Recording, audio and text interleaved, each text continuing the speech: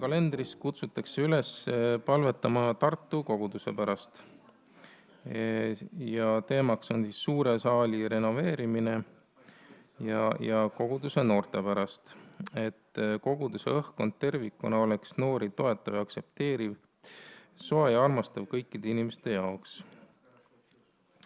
Siis 5. augustil kutsub Põltsamaa adventkogudus oma 105. aastapäeva tähistama. Kell 10 hakkab piiblitund, kell 1 on siis ühine lõuna ja kell 4 on kontsert kirikuaias, esineb kammerkoor Ootus. Siis 12. augustil tähistatakse meil siin Viljandis Viljandi adventkoguduse 115. aastapäeva. Samamoodi kell 10 hakkab jumalateenistus, kell 1 on ühine lõuna ja kell 4 on kontsert, kõik on oodatud. Siis on avatud registreerimised perelaagrisse, mis toimub 18–20 august Valgeranna puhkekeskuses. Siis 22–24 september Simisalu loodusmaal toimub naiste retriit. Ja 26. augustil on peakonverentsi poolt määratud väära kohtlemise ennetamise päev. Ja minu poolt kõik ja nüüd palume ette kõiki lapsi.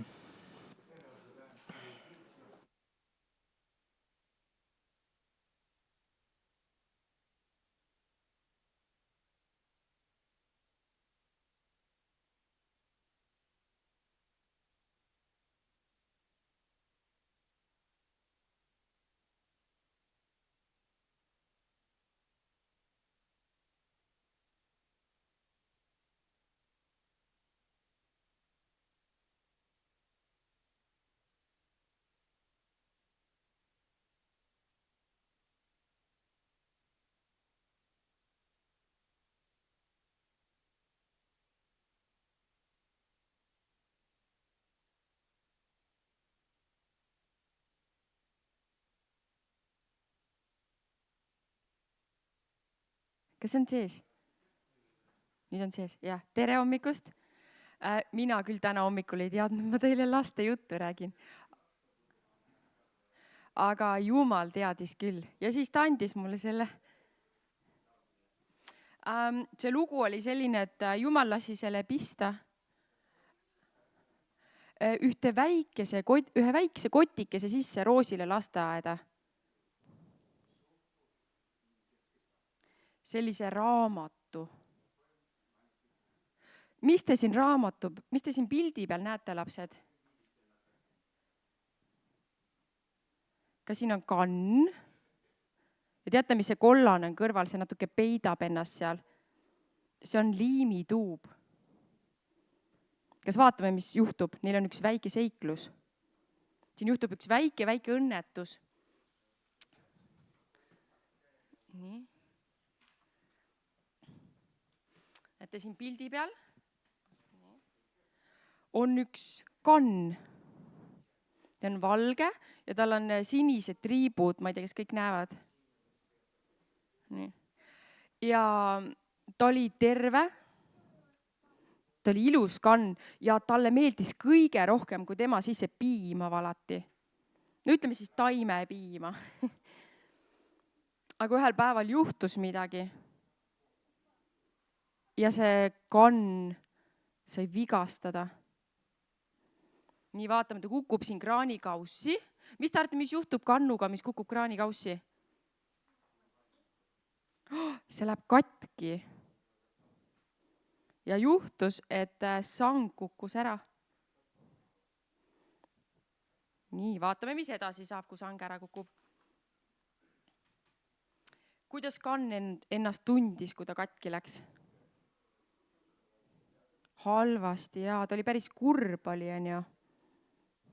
Ja seda kannu ei saanud enam kasutada, et piima valada.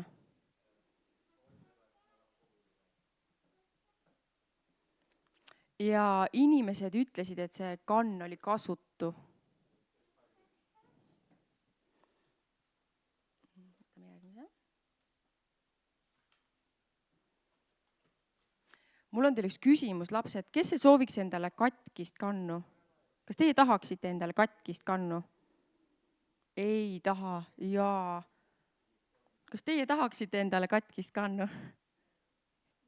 Ei. Ja siis juhtus, et see kann, kui ta heideti kõrvale, siis ta kohtas seal riiulil ühte liimituubi. Selline kollane vahva liimituub.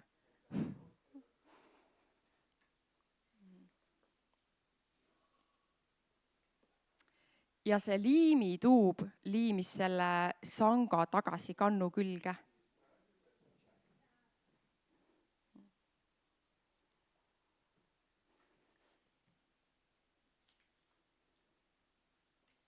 Ja nüüd sai seda kannu jälle kasutada.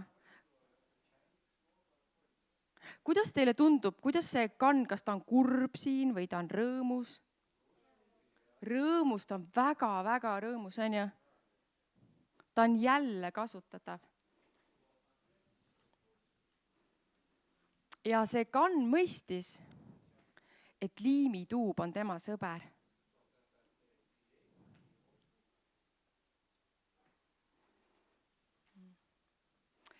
Kas sina sooviksid endale sõpra, kes teeks sind kasulikuks?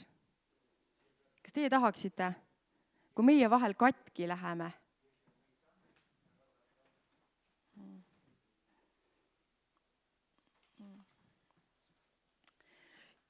Teate, lapsed, Jumal saatis meile Jeesuse, et tema oleks meie sõber.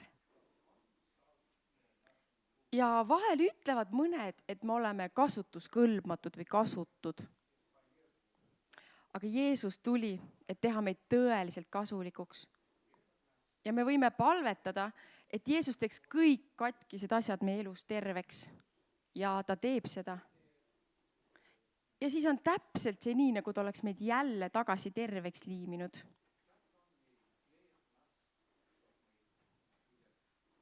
Millist imelist Jumalat me teenime. Aitäh teile, armsad lapsed. Ja kui teie elus juhtub, et te olete vahel kurvad või õnnetud või keegi ütleb, võib-olla issi või emme on natuke pahane või mõni sõber ütleb halvasti, siis teadke, et Jeesus armastab meid alati. Ja kui meid vahel heidetakse sinna riiulile, kus on ämblikuvõrgud ja sest meid heidetakse kõrvale, meid unustatakse ära, siis Jeesus ei unusta meid mitte kunagi ära. Ja Jeesus on öelnud, et tema teeb meie haavad terveks ja paneb meile korba peale. Aitäh teile, armsad lapsed!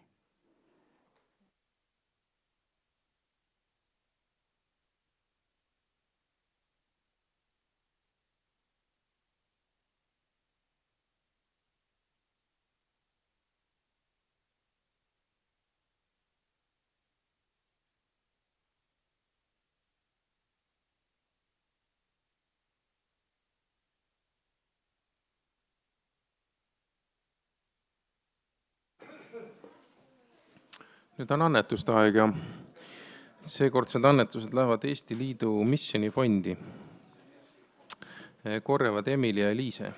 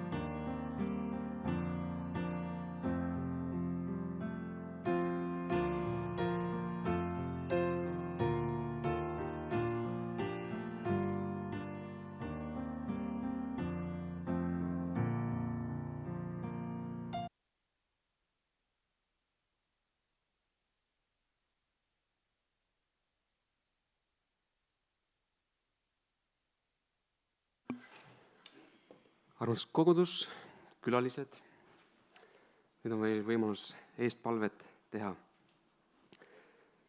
Nagu te kuulsite, siis liidu palvekalendris on täna Tartu kogudus, palvetame kindlasti Tartu koguduse pärast.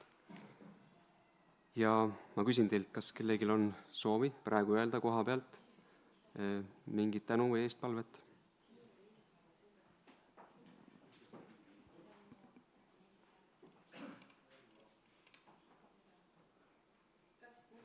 Jah. Isal on üks sõber Vello, kellel on Vello pärast palvetame, kellel on raske haigus.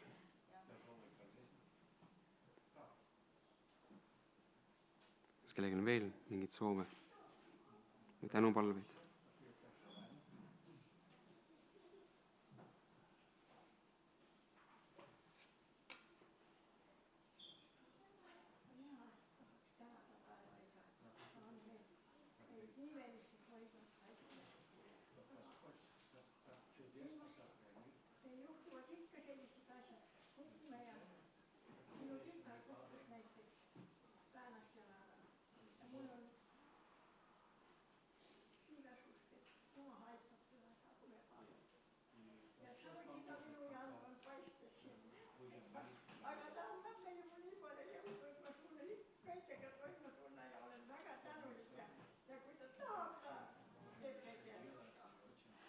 Ühesõnaga tänu ja siis ka veel eestpalved terviste pärast.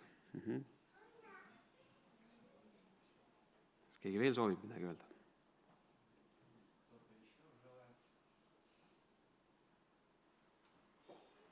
Kui keegi soovib, siis olge lahked.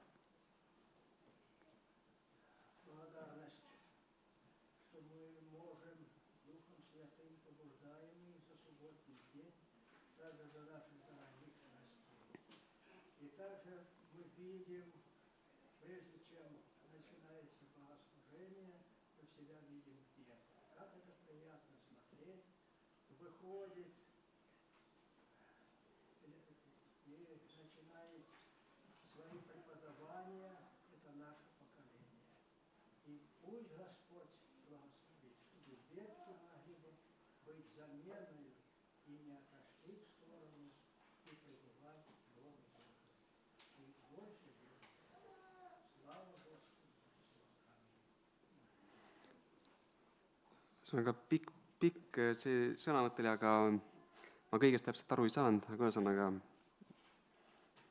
täname Jumalat ka ja palvetame, et Jumal teab kõike, mida vend ütles. Kas keegi veel soovib midagi öelda? Ta tänas Jumalat meie järeltuleva põlve eest ja soovis, et meie järeltulev põlv tuleks vanemate inimeste asemel.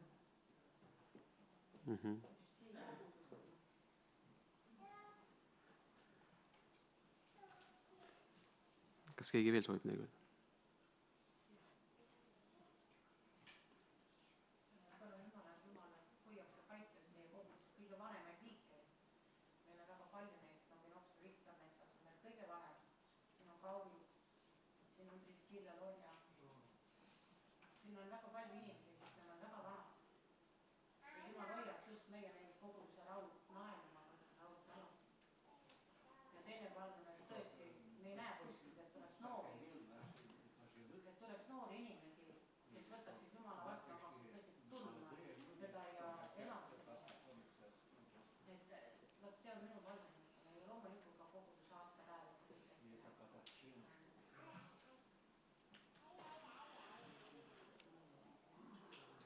Meie koguduse eakate, noorte ja aastapäeva pärast siis paluda Jumalat.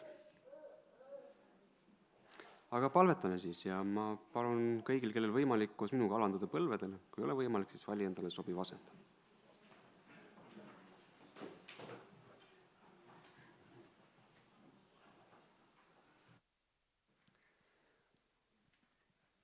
Kallis taevane Isa, tänu sulle selle hingamispäeva eest, et oleme võinud koguneda jälle siia sinu kotta.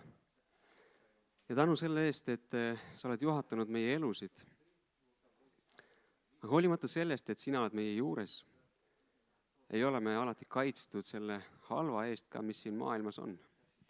See on paratamatus, millega tuleb meil võidelda. Ja Jumal, me palume kõiges sinu abi, sest ise me ei suuda suurt midagi. Tahamegi paluda üheskoos sinu kätte Vello, kellel on raske haigus.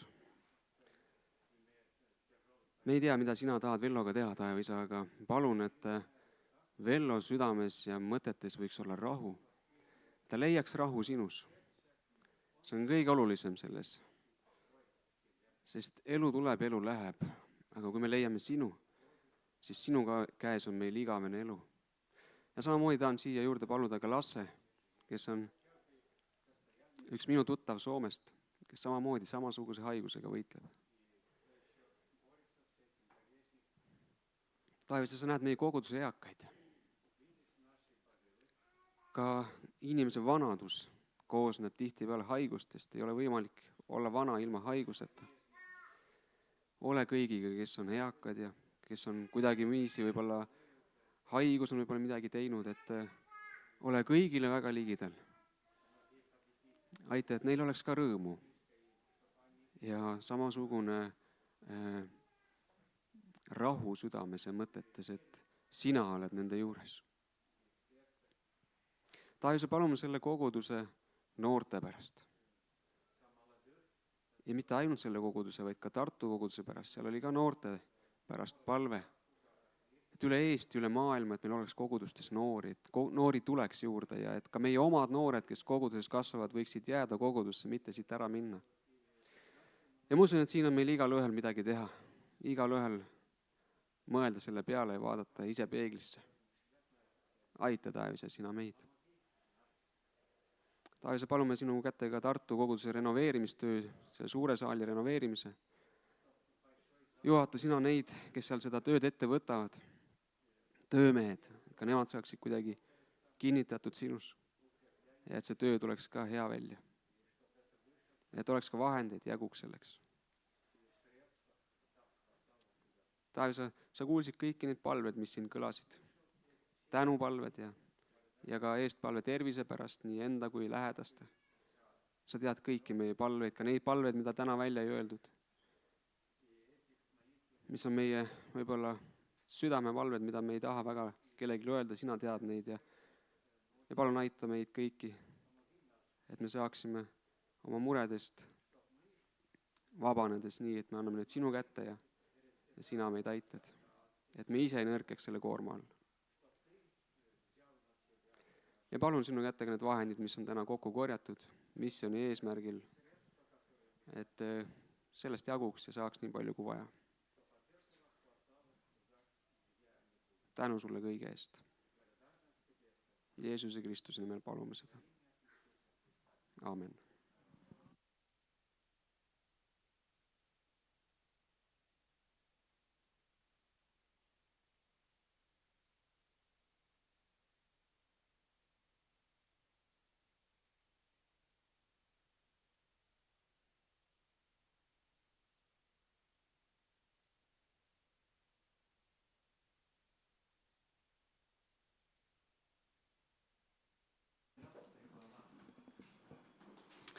Tere päevast kõigile.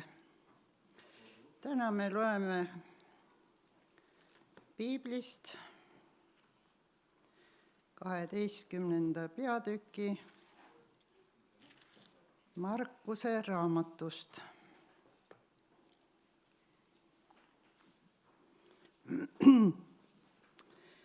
Ja ta hakkas neile rääkima, tähendab Jeesus, tähendamissõnadega.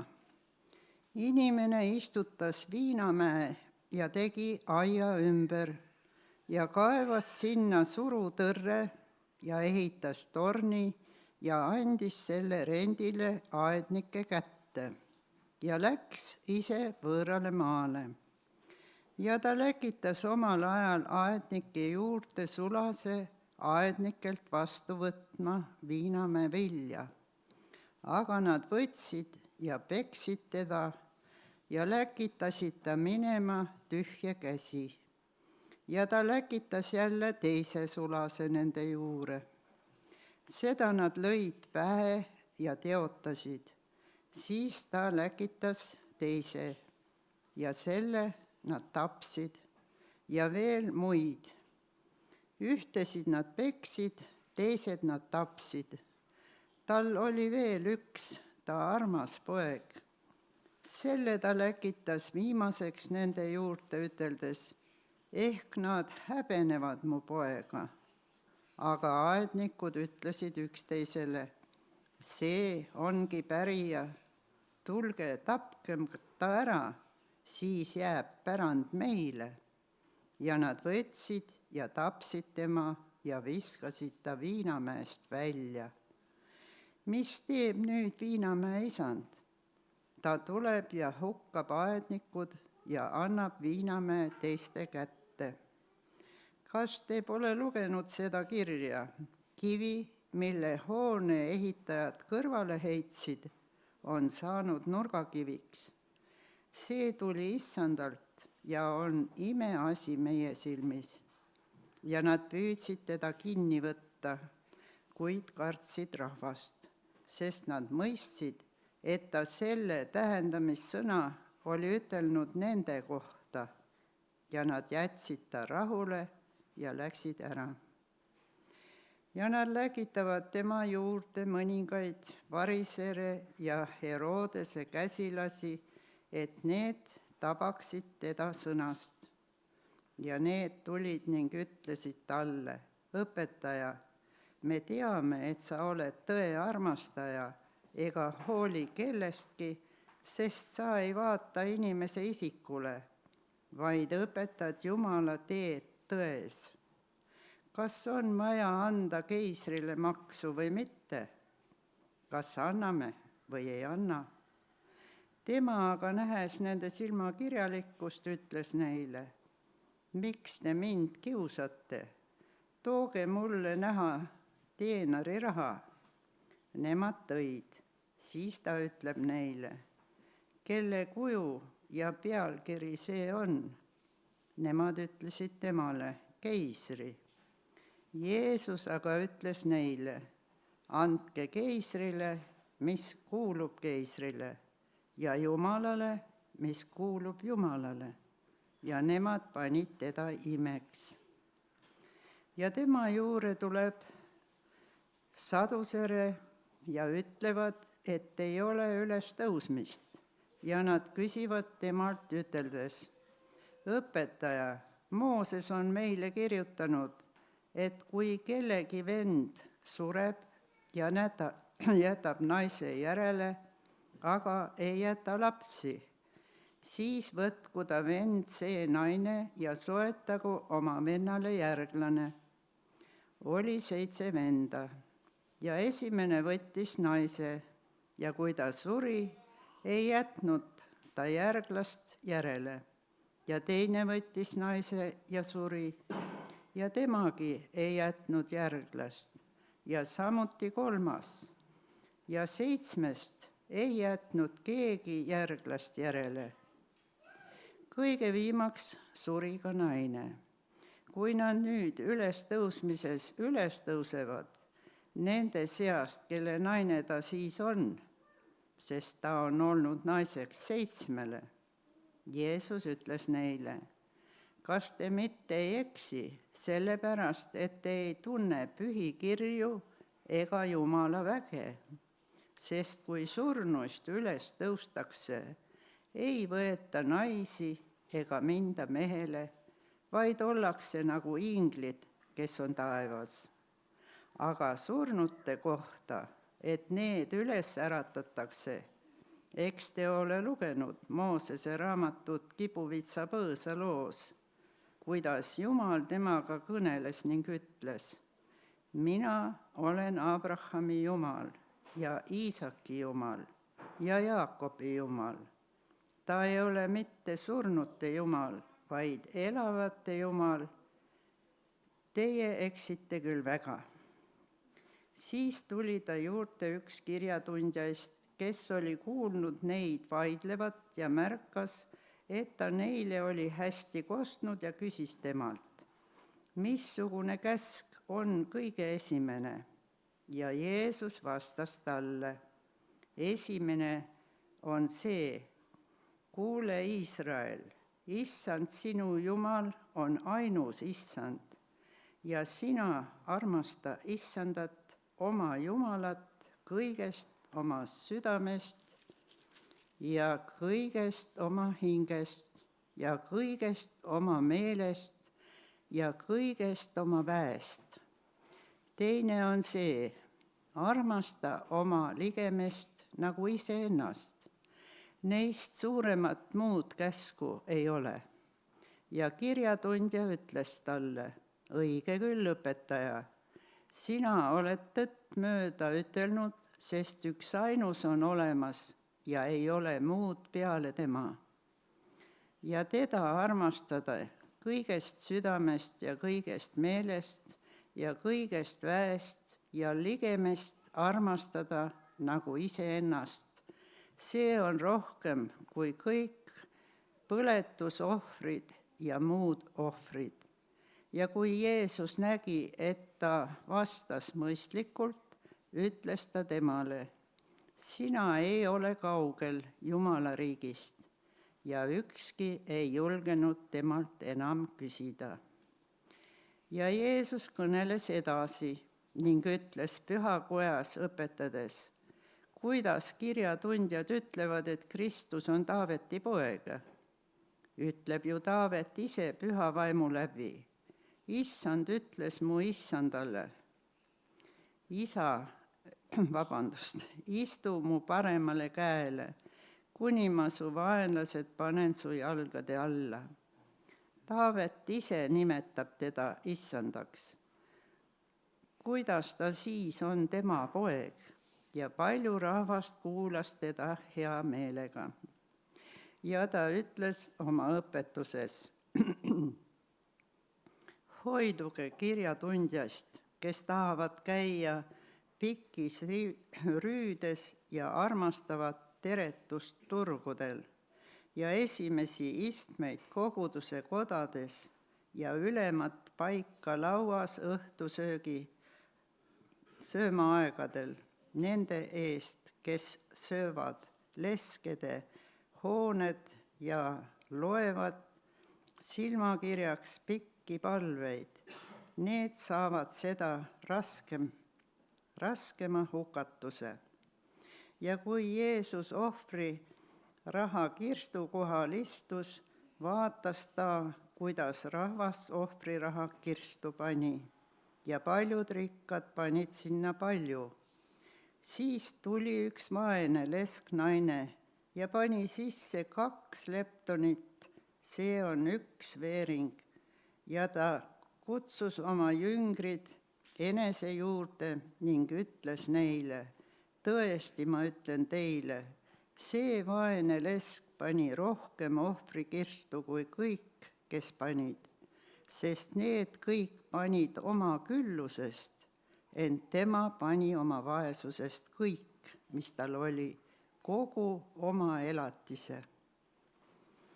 Aitäh kuulamast ja õnnistatud päeva jätku!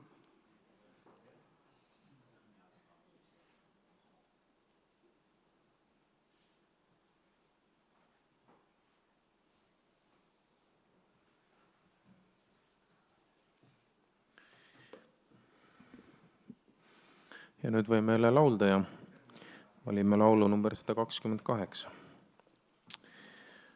Laul number 128.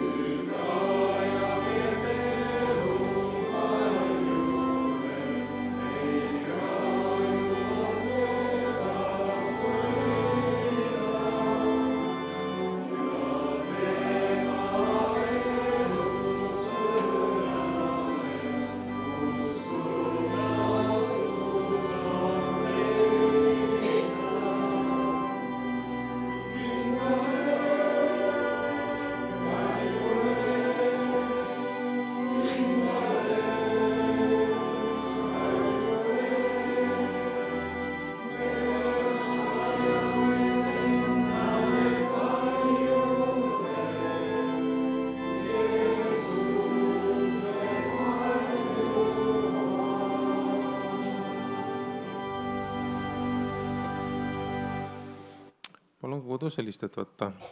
Ja enne kui kuuleme sõna, saame osa ühest muusikavalast.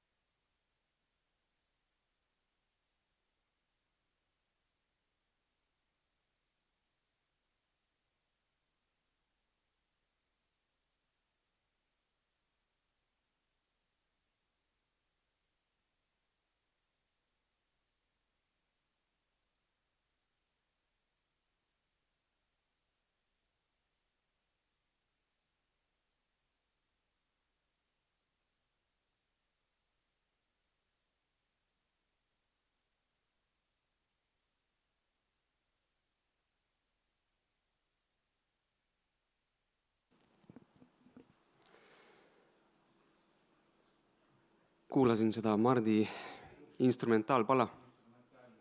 Panin silmad ka kinni. Mõtlesin, et ütlen teile kõigile suur aitäh. Igale ühele, kes on täna midagi teinud juba siin. Ja ka kes ei ole teinud, et te olete tulnud täna siia, et kellele me muidu siin ikka teeme, kui üks teisele ja üheskoos Jumalat ülistame. Aga teeme veel väikse palve ja siis lähme jutluse juurde. Kallis taevane Isa, ma tänan sind kõige eest.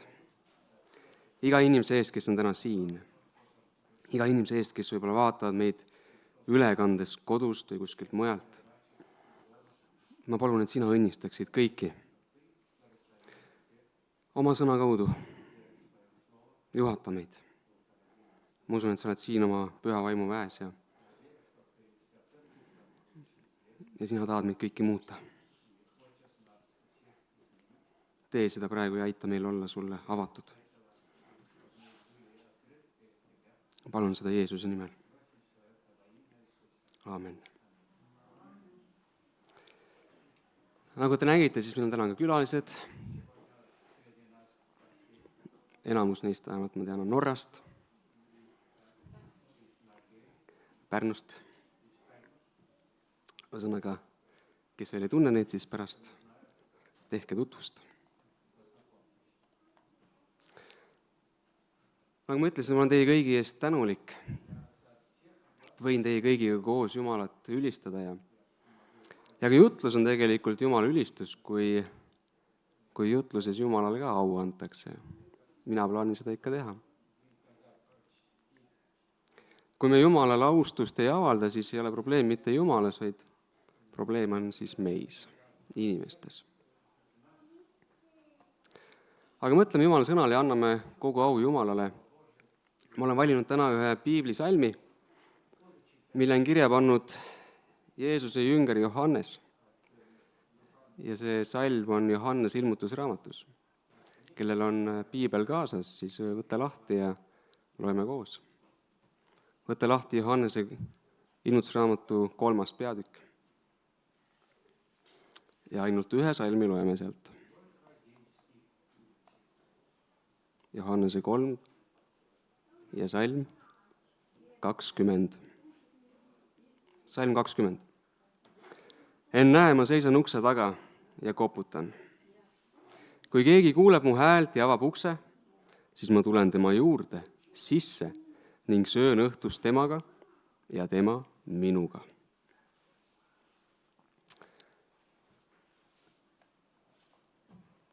See loetud tekst pärineb nii-öelda Jumala pöördumisest koguduse poole. Ilmutusraamatus räägitakse 7 kogudusest ja see tekst pärineb Laodikeia koguduse poole pöördumisest. Mida Jumal ütleb selle salmiga? Ennäe, ma seisan ukse taga ja koputan. Kui keegi kuuleb mu häält ja avab ukse, siis ma tulen tema juurde sisse ning söön õhtust koos temaga ja tema minuga. Kuhu uksele Jumal siis koputab? Kas kirikumaja uksele? Südame uksele, näed, siin on inimesed juba teavad, kuhu uksele. Aga kas Jumal võib koputada ka kiriku uksele? Mis te arvate? Võib koputada, jah. Et Jumal võib koputada ka kiriku uksele ja oodata enese sisse laskmist. Aga jah, siin selles tekstis on eeskätt mõeldud ikkagi inimese südame uksele koputamist.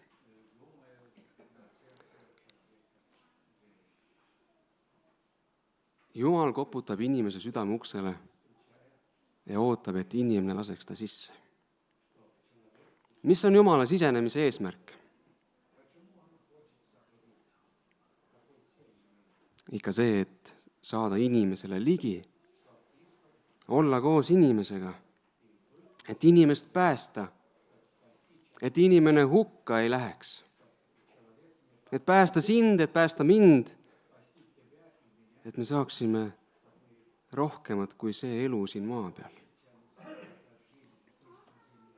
Nii nagu Jeesuse jünger Johannes on kirjutanud, et ilma Jumalata ei suuda inimene ehk meie kõik mitte midagi teha.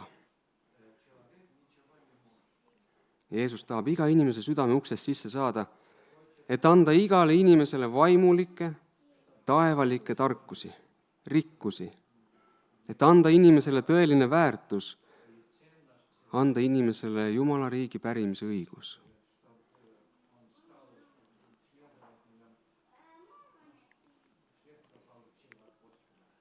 Selles samas Johannese ilmutusraamatu 3. peatükis 18. salmis ta ütleb niimoodi, et ma annan sulle nõu osta minu käest tules proovitud kulda, et sa saaksid rikkaks, valgeid rõivaid, et end nendega riietada, et ei saaks avalikuks sinu alasti oleku häbi ning silmasalvi võida silmi, et sa näeksid. Need on need rikkused, mida Jumal tahab igale inimesele anda. Tules proovitud kulda. See tähendab, et see on puhas, seal ei ole midagi muud juures kui ainult puhas kuld. See on tulest läbi käinud. Kõik väärtusetu on eemaldatud. Jumal tahab anda meile kulda. Kas see tähendab seda, et me saame rikkaks? Aga siin ei ole mõeldud kulda, millega inimesed kauplevad. Jeesuselt saadud kuld on usk Jeesusesse ja Jeesuse usu omaks võtmine. See on tõeline kuld, mis päästab inimese patusurmast. Ta ütles veel, et ta tahab inimestele anda valgeid rõivaid, et katta inimese alasti oleku häbi. Kuidas teile tundub, kas te olete täna alasti oleku häbis või olete riietatud valgesse või olete kuskil seal vahepeal? Mingis mõttes võiks öelda, et ilma Jeesuseta oleme riietatud justkui nagu kaltsudesse. Isegi kui mul võib olla seljas tohutult kallis smoking näiteks, näen väga hea välja, aga kui Jumalat ei ole, siis pole sellel smokingul ka mingisugust väärtust. Me oleme määrdunud. Võime väljast ennast puhastada, aga sisemiselt oleme mustad. Kui me allume Kristusele ja meie südame ja mõtted on ühendatud tema omaga, siis on meil tema õigus. Siis me austame oma eluga Jumalat. Ja siis riietab Kristus meid oma õiguse rüüga ehk puhaste valgete riietega. Ja mäletate, 3. asi oli seal, mida Jumal tahab meile anda. See oli silmasalvi. Silmasalvi, et inimene ei oleks nii-öelda vaimupime.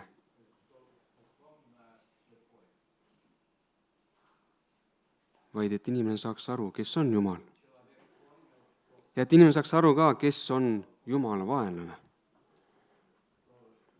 See silmasalv on arusaam heast ja kurjast.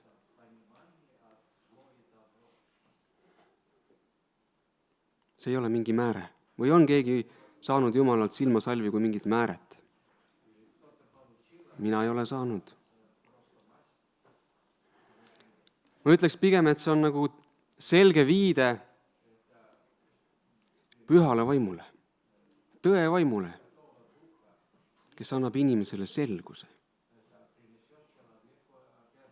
kes aitab vahet teha heal ja halval, kes annab patutunnetuse.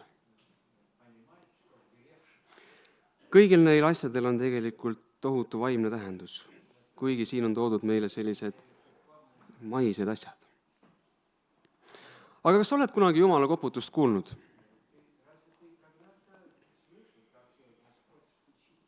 Piibli tekst ütles, et kui keegi kuuleb mu häält ja avab ukse, siis ma tulen tema juurde sisse ja söön temaga õhtust ja tema minuga. Seda on tõlgitud ka selliselt, et kui sina kuuled mu häält, kuidas Jumal meie uksele ja siis südame uksele üldse koputab? Ma arvan, et sellel on ka mitmeid viise, ei ole ainult ühte meetodit. Aga see võib olla näiteks niimoodi, et Jumal vahest ütleb meile, et ära tee seda või tee seda. See võib olla ka selline tunne,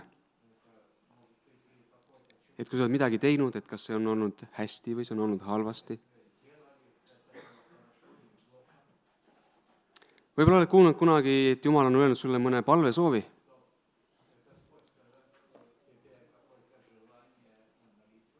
Kuidas teile tundub see, et kas Jumal võib meile öelda oma palvesoove? Mõni noogutab isegi. Aga võib-olla mõnel on see võõras. Kuidas Jumal ütleb meile palvesoove? Võib-olla oled ka sina kogenud seda, et su mõttesse tuleb kellegi inimese pilt või nimi või ja sa tunned, et tema pärast on vaja millegi tõttu palvetada. sa isegi ei pruugi teada, kus see inimene on, mis ta praegu teeb, aga sa tunned, et on selline vajadus tema pärast palvetada. Ja sa palvetad võib-olla, kui sa kuuled Jumala häält. Ja hiljem selgub, et sellel inimesel võis olla sellel ajal mingisugune raske olukord. Kust kohast selline palvesoov inimese sisse tuli? Kas see võis olla Jumala koputus? Või võis olla see hingevaenlane saatan hoopis? Kindlasti mitte. Saatan ütleks meile, et sina tegele oma asjadega. Sina ära üldse sekku teiste asjadesse. Sul omalgi muresid küllalt. See on kindlasti Jumala koputus.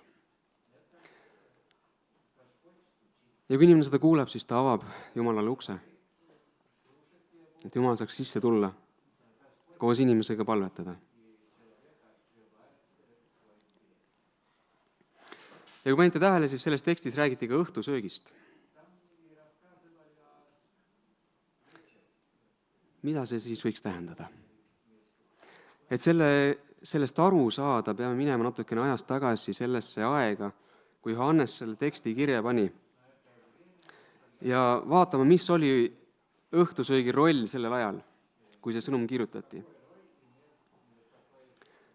Ma leidsin sellise info, et õhtusöök Lähis-Idas oli ja on senimaani äärmiselt tähtis. Kui päevatöö oli läbi, inimesed tulid enamasti põldudelt tööd tegemast koju, perekond kogunes ümber laua, tihtipeale elasid seal ühes peres ka sugulased koos. Õhtusöögist osavõtjate arv võis olla väga suur. Vanaisa ja vanaema ja vennad ja õed ja tädid ja onud ja kes seal kõik võisid koos olla. Täiskasvanud ja lapsed üheskoos. Ja sellisel suurel kokkusaamisel pärast kõva päevatööd pajatati lugusid, jagati kogemusi, nõustati võib-olla üksteist. See oli selline vendluse ja ühtekuuluvuse aeg. See oli peresoojuse ja läheduse aeg. Ja just sedasama osadust igatseb Jumal ka meiega, igaühega.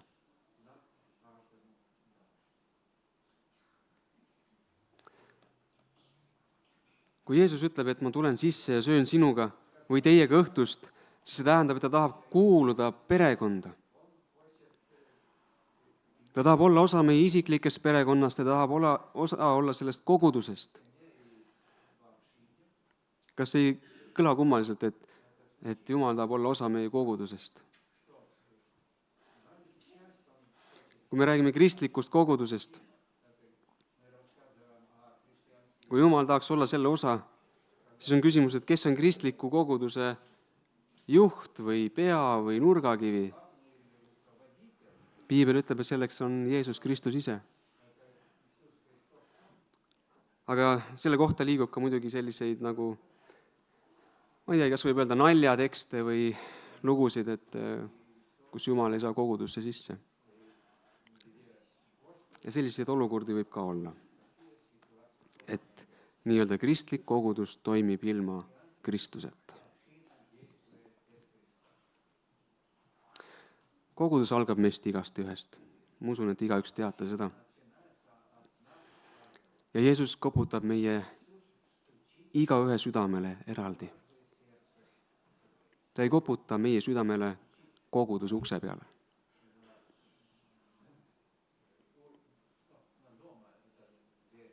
Ja see, kas me kuuleme tema häält ja avame talle ukse, see sõltub igal ühel meist individuaalselt.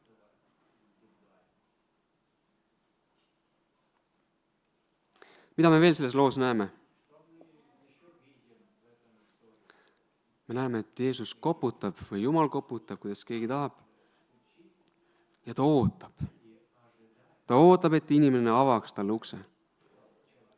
Me näeme, et ta ei murra ust maha ega raja jõuga teed sisse. See tähendab, et vaatamata sellele, mida Jumal on meie heaks teinud ja mida Jumal meie heaks veel tahab teha. Ta on valmis ootama. Meie peame langetama valiku, kas ta lasta sisse või mitte.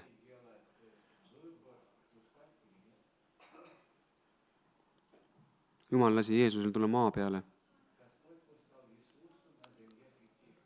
et kanda ära meie patud ristile, et meie võiksime saada elada. Ja ta kannatlikult koputab ukse taga ja ootab sisse laskmist. Ja see ei ole mitte selline ühekordne koputus. Ta koputab ikka ja jälle.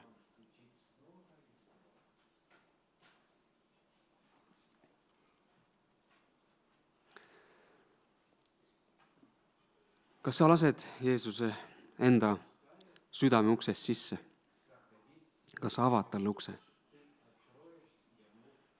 Juhul, kui sa ütled, et sa ei ava äkki, siis ma küsin, miks? Mis hoiab sind tagasi? Mis on see, mida sa ei taha ära anda või tahad omale hoida, mis takistab Jumala sisse tulemast?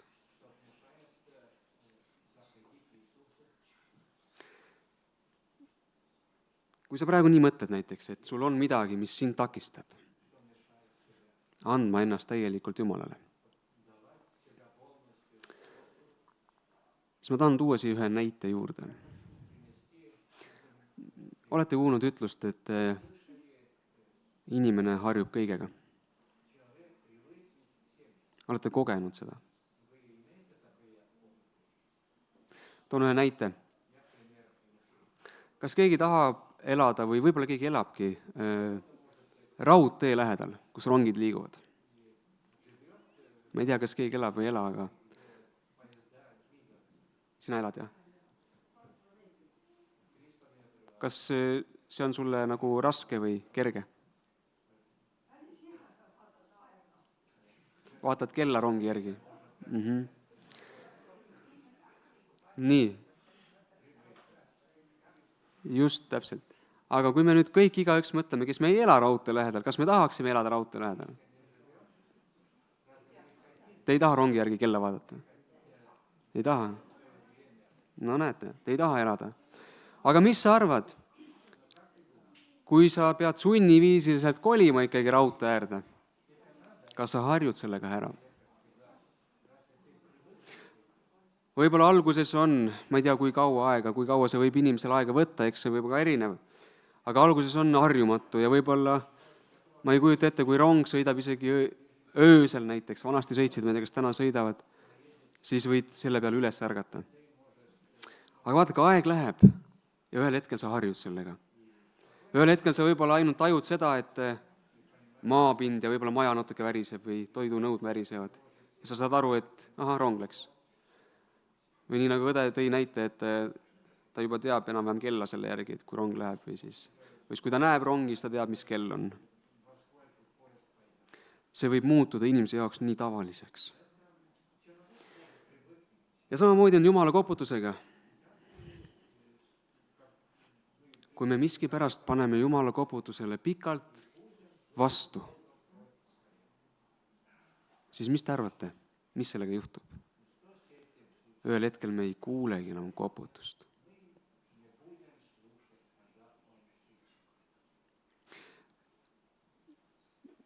Kristi siin rääkis lastele loo ja ma valmistusin ka laste looks, aga kuna Kristi oli nõus, siis ta rääkis ise oma loo. Ja tahtsin lastele rääkida ka koputuse loost. Ja mul üks oli seal küsimus, et kuidas sa reageerid, kui keegi koputab su kodu uksele? Oma laste näolt võin öelda, et kõik on nii elevil. Keegi koputas. Kes sees see mees jookseb ukse peale vaatama? Aga nüüd, seesama koputus, keset ööd. Mis tunde see teile teeb?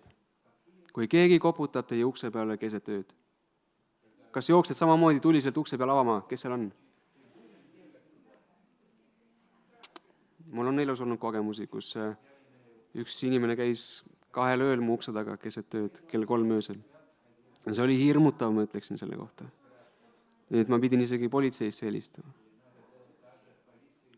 Ja vaadake, kui me eirame Jumala koputust, siis meiega juhtub samamoodi. Me ei kuule enam Jumala koputust ja ühel hetkel tuleb see koputus öösel. Siis, kui me ei oska oodata.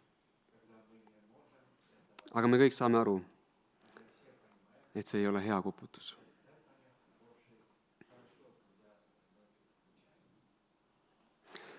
Kas ainult Jumal koputab meie uksele? Kas saatan võib ka meie uksele, südame uksele koputada? Võib küll, jah.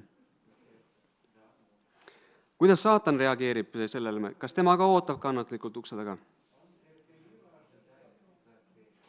Kui mõelda saatana tegutsemisele, siis võiks öelda, et ta on küll selline tüüp, et tema ei oota, tema tarvab kohe uksest sisse. Ilma koputamata isegi.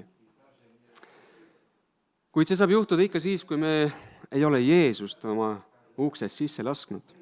Siis võib saatan tormata sisse. Aga kui me oleme Jeesuse lasknud oma uksest sisse ja kui peaks juhtuma, et ka siis koputab saatan näiteks meie uksele, võib-olla siis ta ei torma sisse, ta teab, et Jeesus on sees, aga ikka koputab. Mis me siis teeme? Mul on üks hea nipp selleks. Saatke Jeesus ust avama.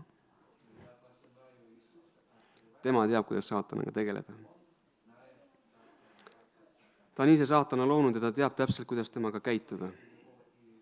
Ja kui Jeesus tuli maa peale, oli temagi saatana poolt kiusatud. Saatan pakkus talle au ja kuulsust, võimu ja vara, kõike seda, mida Jeesus oli ju ise talle andnud. Jeesus näitas talle sellega koha kätte, et ta ei olnud sellest huvitatud. Et nii nagu meil on siin maa peal ka oma ala eksperdid, nii on ka Jeesus ekspert tegelema meiega, tegelema meie vaenlasega.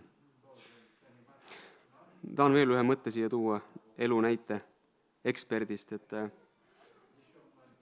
usun, et enamusel tänapäeval juba on telefonid, nutitelefonid just mõtlen, eriti nutitelefone. Kui nutitelefon sul katki läheb, mis sa teed sellega, kas hakkad ise parandama? Mis sa arvad, kui sa ise parandad, et kas pärast on mõtet seda spetsialisti juurde viia?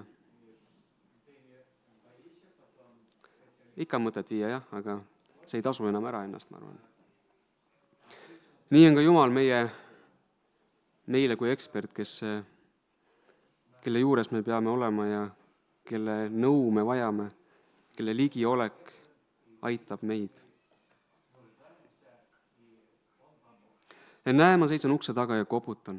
Kui keegi kuuleb mu häält ja avab ukse, siis ma tulen tema juurde sisse ning söön õhtust temaga ja tema minuga. Ilmutusraamat räägib ühest suurest võitlusest, inimese ja tähendab Jumala ja saatana vahel, mille sees on ka inimene. Ja selles sõjas peab inimene ka oma poole valima.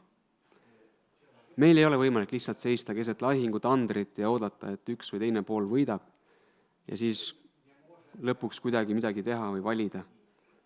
Kui me lihtsalt jääme valimatult siis seisma, siis see sõda haarab meid endasse ja me lihtsalt lähme hukka. Armas kogudus, ma kutsungi teid ülesse. Pange tähele Jumala koputust. Ta koputab ikka ja jälle.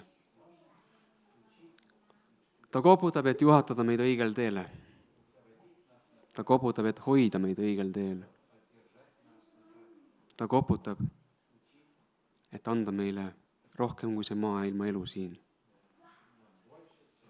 Selleks on meil vaja avada talle uks, et Jumal saaks juhatada meid läbi selle elu ja teha meid tema kuningriigi pärijateks.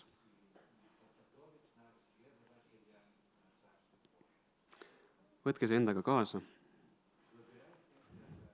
Kui keegi pärast sult kodus küsib, et millest täna jutlus rääkis, siis tuletab see sulle meelde, et koputusest.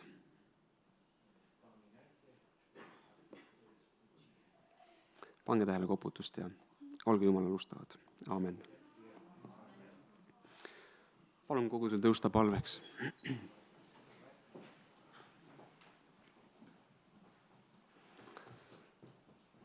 Kallis taevane Isa,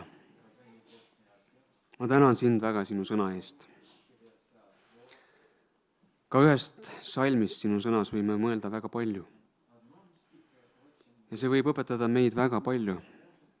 See võib õpetada, kuidas elada, kuidas tegutseda, mida sina teed meie heaks.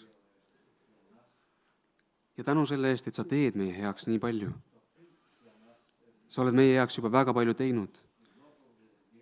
Ja meil on see usk ja sinu poolt tõotus, et sa jätkad seda. Ja jätkuvalt ma palun, Taeva Isa, et aita meil olla sulle avatud. Meie süda, meie mõtted oleksid sulle avatud. Vahel tundub see võib-olla raske. Aga me teame, et sinu jaoks ei ole mitte midagi raske. Ja aita meil ka usaldada sind kõiges ja kogu täiega. Sest ilma sinuta ei ole meis nagu olemaski. Ilma sinuta pole meie elul mõtet. Ilma sinuta pole meie kogudusel mõtet. Ilma sinuta pole sellel koguduse majal ka mingit mõtet. Palun juhata meie elusid. Hoia meist kõvasti kinni, isegi kui meie vahel tahame sinust lahti lasta. Siis sina ära meid lahti lase. Juhata meid, Taeva Isa, läbi sellest elust. Ja aita meil olla sinust tunnistajad. See, mis meie oleme sinult saanud, seda ka teistele edasi anda. Ja siinkohal palun ka, et meie kogudusel on varsti tulemas üks missiooniüritus. Ja pärast seda on tulemas koguduse aastapäev, mida me seekord plaanime tähistada veidi teistmoodi. Et Taeva Isa, aita, et see võiks olla ukseks paljudele inimestele, kes leiaksid nende sündmuste, nende ürituste kaudu sinu.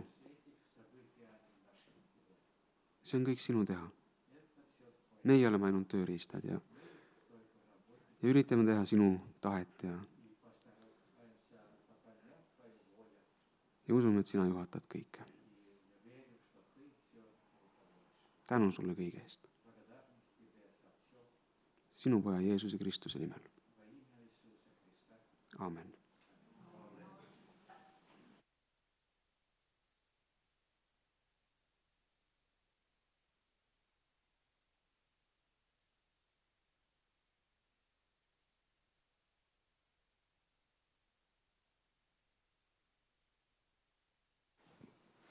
Ja nüüd võime lõpuks laulda ja valime laulu number 247.